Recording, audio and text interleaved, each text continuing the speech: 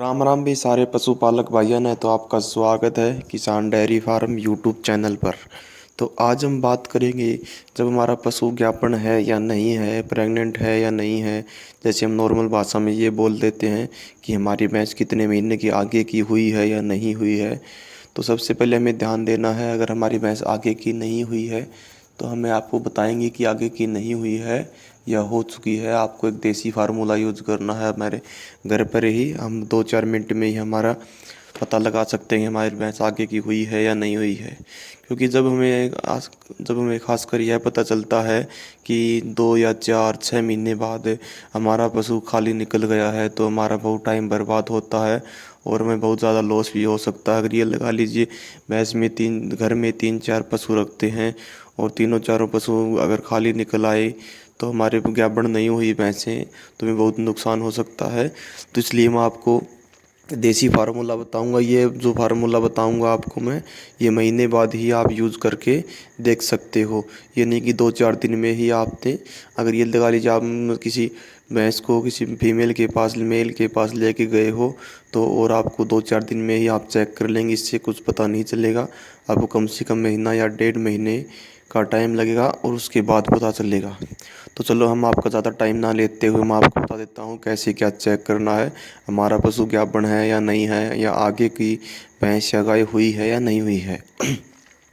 तो सबसे पहले मैं आपको बताता हूँ, अगर हमारे जब पशु हम उठते हैं सुबह 6-7 बजे या 5-6 बजे, तो सुबह सबसे पहले जो पहला जो गाय का या भैंस का जो मूत्र होता है, जो गौमूत्र होता है, उसे हमें एक इकट्ठा कर लेना है। थोड़ा सा एक गिलास ले लीजिए और उस एक गिलास को हम किसी बर्तन में डालेंगे। ये लगा लीजिए कुछ बेली होती बोलते हैं हमें, कचौली बोलते हैं उसे एक चौड़े बर्तन में रखना है हमें।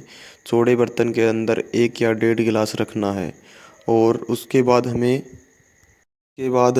एक जो सरसों का तेल होता है वो तेल लेना है। उस तेल को हमें वैसे ही नहीं देखना है, उस तेल को हमें एक अच्छी तरह से डालना है। ये लगा लीजिए हमें एक शीशी होती है, जो हमें कुप्पी बोलते हैं, एक छोटी शीशी हो गई, उसके अंदर आगे सिरंज हो गई, वो होती है।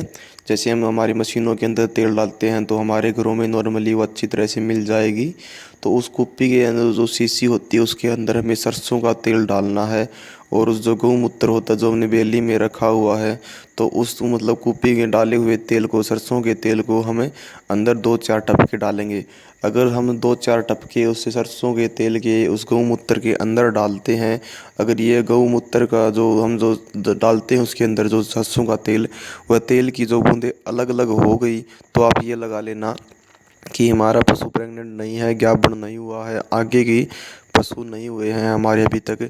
अगर जो बूंद होती हैं वो इकट्ठा एक ही जगह पर चिपक जाती हैं, तो हमें एक एक बूंद डाल दी, 2 बूंद डाल दी, 3 बूंद डाल दी, हमें ऊपर एक एक करके उस एक बूंद के ऊपर ही दोनों तीनों बूंदें डाल के देखनी है।